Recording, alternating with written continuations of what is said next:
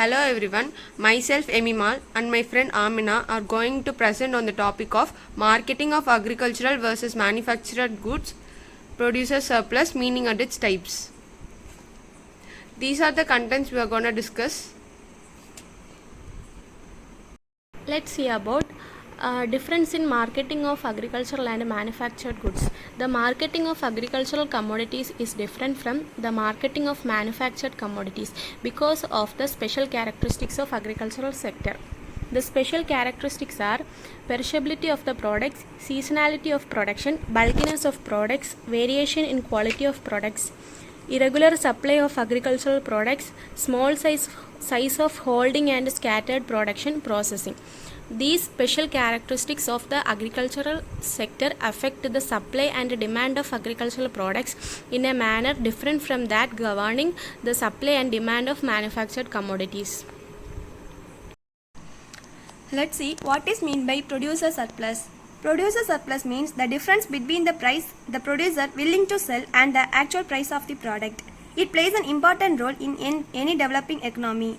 If the production of the commodity is more, then the producer surplus of the commodity is also more.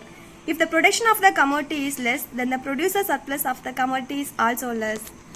It has two types, marketable surplus and marketed surplus. First, we see what is meant by marketable surplus. Marketable surplus means the quantity of the produce which can be made available to the non-farm population of the country. It is a theoretical concept of surplus. It means the residual left within the farmer after meeting their requirements. It is expressed as follows: MS is equal to P minus C. MS means marketable surplus, B means total production, C means total requirements. Next is marketed surplus. Marketed surplus is that quantity of the produce which the producer farmer actually sells in the market irrespective of his requirement for family consumption, farm needs and other payments. The marketed surplus may be more, less or equal to the marketable surplus. Whether the marketed surplus increased with the increase in production has been under continuous theoretical scrutiny. It has been argued that poor and subsistence farmers sell that part of the produce which is necessary to enable them to meet their cash obligation. This result in distress sale on some farms, in which the situation any increase in the production of marginal and small farms should first result in increased on-farm consumption. Next, coming to the relationship between prices and marketable surplus, it has two relationships. First, the inverse relationship, and next one is positive relationship. First, we see what is meant by inverse relationship. There is an inverse relationship between prices and marketable surplus.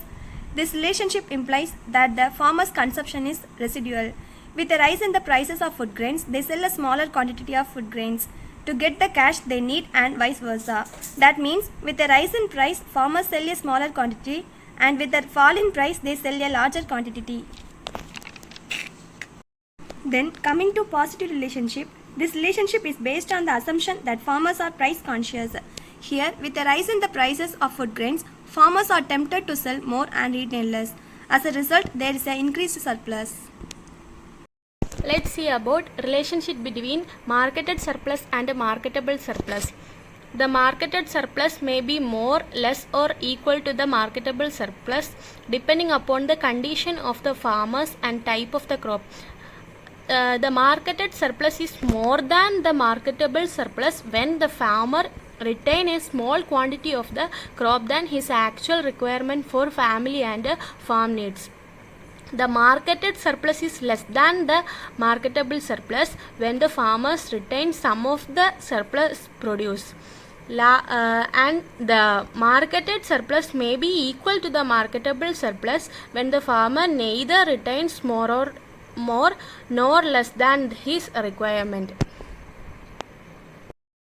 These are the factors affecting marketable surplus. First one is size of holding. There is positive relationship between the size of holding and the marketable surplus. Next one is production. The higher the production on a farm, the large will be the marketable surplus and vice versa. Price of the commodity. The price of the commodity and the marketable surplus have a positive as well as a negative relationship depending upon whether one considers the short and long run or the micro and macro levels. Size of family. The larger the number of members in a family, the smaller the surplus on the farm. Requirement of seeds and feed. The higher the requirement for these uses, the smaller the marketable surpluses of the crop. Nature of commodity. The marketable surplus of non-food crops is generally higher than that of food crops. For example, in the case of cotton, jute and rubber, the quantity retained for family consumption is either negligible or very small part of the total output. For these crops, a very large proportion or total output is marketable surplus. Even among food crops, for which commodities like sugarcane, spices and oil seeds, which require some processing before final consumption, the marketable surplus as a proportion of total output is larger than that for other food crops. Last one is consumption habits. The quantity of output retained by the farm family depends on the consumption habits. For example, in Punjab, rice forms a relatively small proportion of total cereal consumed by farm families compared to those in southern and eastern states. Therefore, out of a given output or paddy, Punjab farmers sell a greater proportion sold by rice eating farmers of the other states. Thank you.